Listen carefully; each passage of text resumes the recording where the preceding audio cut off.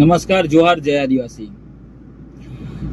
મારું ગામ ગણદેવા છે અને અત્યાર સુધી ગણદેવા ગામ પ્રદૂષણ મુક્ત છે. જ્યાં કોઈ પ્રોજેક્ટો નથી આવ્યા, જ્યાં કોઈ જળ જંગલ જમીન કરાવી કંપનીઓ નથી આવી, પણ હવે એ પ્રોજેક્ટો પણ આવી રહ્યા છે અને જળ જંગલ જમીન હવા પાણી પ્રદૂષણ કરે એવા પ્રોજેક્ટો પણ આવી રહ્યા છે. ત્યારે અમને અમારું ગામ ખૂબ જ વહાલું છે અને અમારા ગામ પ્રત્યે અમને ઘણો પ્રેમ છે. માટે ગામ માટે અમે લડી મરવા પણ તૈયાર છે. પણ શું ગામમાં આવા પ્રોજેક્ટો આવે છે તો એનું જવાબદાર કોણ છે? ગામ 5મી અનુસૂચિની અંદર આવે છે, પેશા એક્ટ કાનૂન પણ લાગુ છે.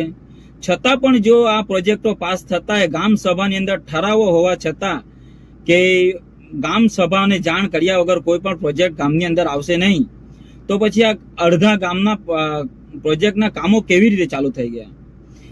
હું એટલું જ ઈચ્છું છું કે મારું ગામને હું પ્રદૂષણ મુક્ત બનાવવા માંગુ છું. અને આ ગામમાં જો પ્રોજેક્ટો આવશે, આવા આજે તો એક આવ્યો, કાલે 2 આવશે, 3 આવશે, કોઈને કંઈ ફરક પડવા નથી. પણ હું કહું છું કે આપણે ગરીબ આદિવાસી અહીંયા ગામમાં જ રહેવાના છે. આપણા ગામના જે પૂંજીપતિઓ છે અત્યારે બધા બહાર નીકળી ગયા છે, સિટીમાં રહેવા નાહી જશે, પણ આપણે અહીંયા જ રહેવાના છે. એટલે આપણે આપણા ગામની રક્ષા કરવાની છે. ત્યારે આવા પ્રોજેક્ટો જો આવે છે તો આપણે એને અટકાવવાનો પ્રયત્ન કરવો પડશે. કારણ કે જળ જંગલ પ્રદૂષણ થાય એ આપણે ક્યારેય ઈચ્છતા નથી. અને આ પ્રોજેક્ટો આવે છે તો કોના છત્રછાયા નીચે પાસ થાય છે? ગામ તો 5મી અનુસૂચિ અંદર આવે છે, પેશા કાનૂન લાગુ પણ છે અને ગામમાં ઠરાવો પણ છે કે ગામ સભાને જાણ કર્યા વગર પ્રોજેક્ટ આવશે નહીં.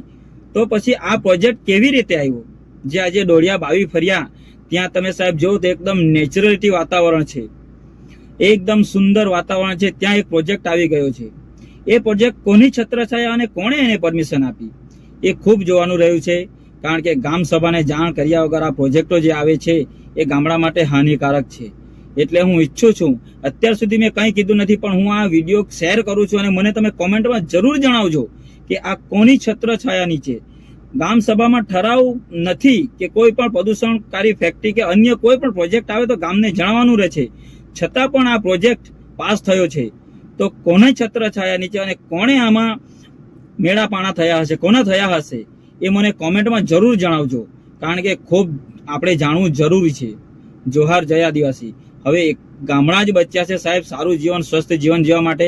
એને તો પૂંજીપતિઓ બક્ષો, એને તો અમીર લોકો ભાઈ છોડો અમારા ગામડાને.